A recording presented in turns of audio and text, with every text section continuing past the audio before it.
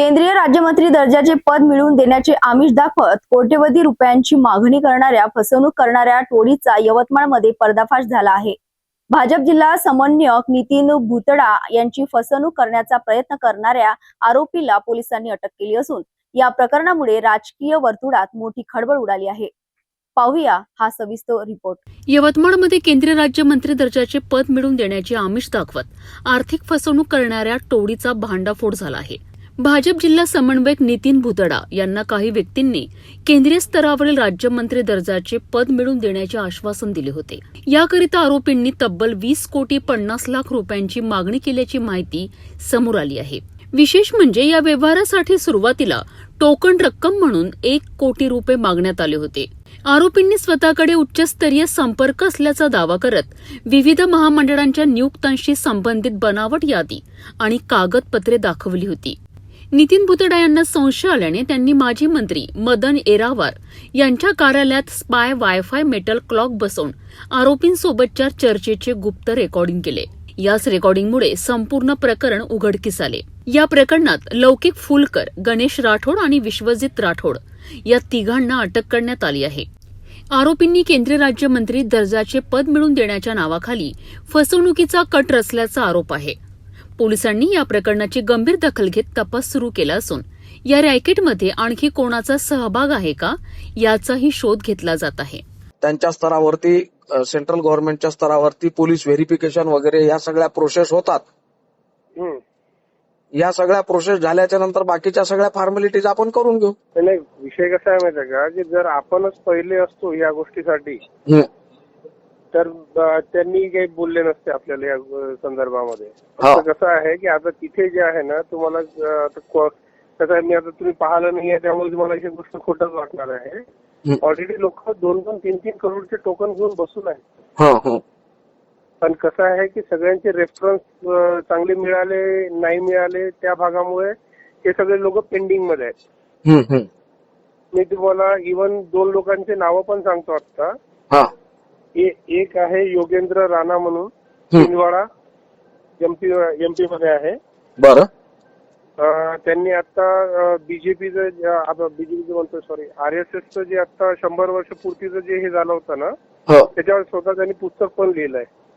Even Mohan Bhagwat साहेबांसोबत meeting पण झाली आहे त्याचे 2 त्या पुस्तकाच्या संदर्भामध्ये, आणि तो पण याच्यासाठी मागे लागलाय। फक्त प्रॉब्लेम कसा आहे की ऍक्च्युअल मध्ये जिथून हे काम होतंय ते सोर्सेस त्याच्याकडे नसल्यामुळे तो आता जवळपास 80 लाख रुपये वापस घेऊन आलाय परत दिल्लीवरून।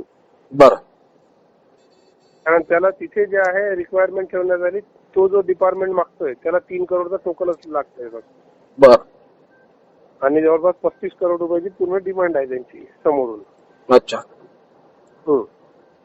आता त्या मागच्या 2 दिवसाआधी ते त्यांचं आणि आपलं बोलणं झालं। आता त्यांची कुठे फाईल आपण पुढे सरकवली आहे, त्याच्यामध्ये आपण त्यांना जवळपास 3 करोड रुपये टोकन पोस्ट केलंय। हा परवाचा विषय आहे। त्याच्यानंतर जे आहे त्यांचं नाव आहे चंद्रोल म्हणून, शिवराज चंद्रोल। ते पण आपल्या नर्मदापुरम जे आहे ना भोपाळजवळ, तिथले आहेत। पहिले काँग्रेसमध्ये होते, आता बीजेपी मध्ये 3-4 वर्ष आधी त्यांनी एंट्री घेतली आणि चांगलं आहे त्यांचं काम वगैरे त्या भागामध्ये। तर ते पण याच्यामध्ये आहेत। त्यांनी खनिज डिपार्टमेंट मागितलं होतं, जवळपास त्यांना आता 4.5 करोड घेतले त्यांच्याकडून टोकन मध्ये।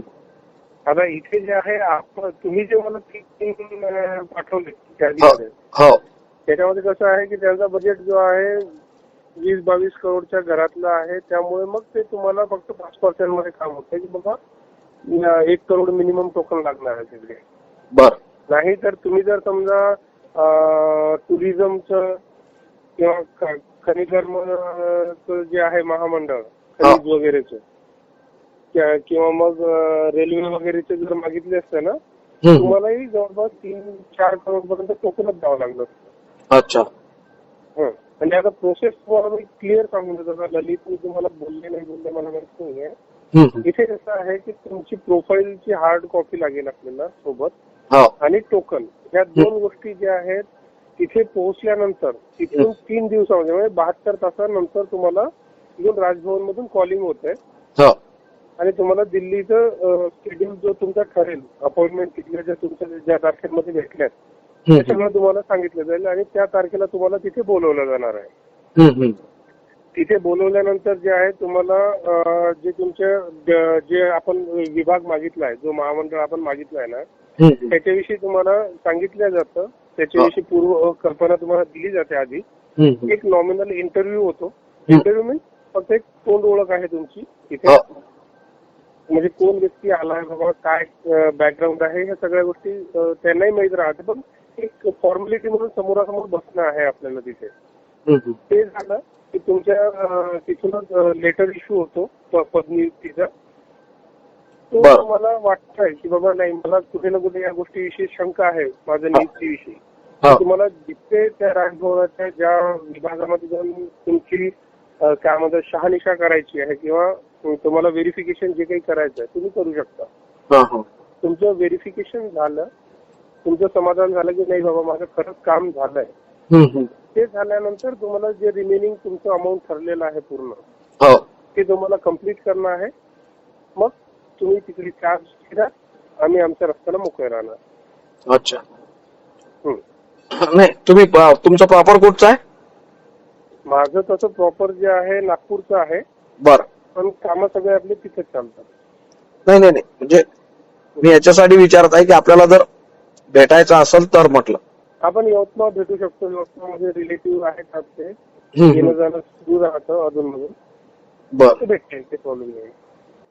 आणि दुसरं काय आहे, मी तुम्हाला सांगतो, आता मला जवळपास 32 वर्ष झाले मी पार्टीत काम करत आहे आणि माहिती आहे आमच्याकडे, आम्ही व्हेरीफाय केलंय आधीच, त्याच्यानंतर तो विषय तुमच्यापर्यंत आलाय. विद्यार्थी विधान परिषदेसाठी जे प्रयत्न होते ते लक्षात आहे आमच्या. त्याच्यानंतर ज्या काही राजकीय घडामोडी तुमच्या आयुष्यामध्ये झाल्यात त्या सगळ्यांचा अभ्यास झालाय आमचा. विद्यार्थी परिषद पासून मी काम करतो पार्टीचं. मला माझा जिथपर्यंत आकलन आहे किंवा जिथपर्यंत माझा स्टडी आहे की असे सगळे विषय जे पार्टीमध्ये होतात तर ते संघ परिवाराच्या थ्रू नाव जाऊन किंवा अशा सगळ्या पद्धतीनं होतात. असं म्हणजे भाजप एकमेव पार्टी अशी आहे की जी पार्टीच्या उमेदवाराला, कार्यकर्त्याला पद मिळवण्याकरता निवडणुकीसाठी प्रत्येक गोष्टीसाठी पार्टी पैसा देते. मी तुम्हाला एक गोष्ट सांगतो. आता इथे कसं आहे आता याच्यामध्ये कोणाचे नाव रिव्हील करण्यात हे नाही आहे, पण असं धरून चला की जे आपले काय म्हणतात RSS जे विषय आहे त्याच्यामध्ये जे आहे दिल्लीवरून तुमचं रेफरन्स आहे, तुमच्या नावामध्ये त्यांचं नाव राहणार आहे, या व्यक्तीने तुमची शिफारस तिथे केली आहे म्हणून तुमची पदनियुक्ती होत आहे. ते सगळ्यांना माहित आहे की असंच कोणालाही परिवाराकडून, संघाकडून जोपर्यंत आश्वासन किंवा जोपर्यंत रेफरन्स जात नाही तोपर्यंत कुठलंही पद मिळत नाही. म्हणून मी म्हटलं जरा मला थोडंसं या बाबतीत माझं कन्फ्युजन होतं किंवा भाजपमध्ये अशा सगळ्या गोष्टी. राज्यमंत्री पदाच्या नावाखाली कोट्यवधी रुपयांची मागणी करणाऱ्या या कथित फसवणूक प्रकरणामुळे राजकीय वर्तुळात मोठी चर्चा रंगली आहे. पोलीस तपासात आणखी धक्कादायक माहिती समोर येण्याची शक्यता व्यक्त केली जात आहे. या प्रकरणातील प्रत्येक घडामोडींवर आमचे लक्ष राहील.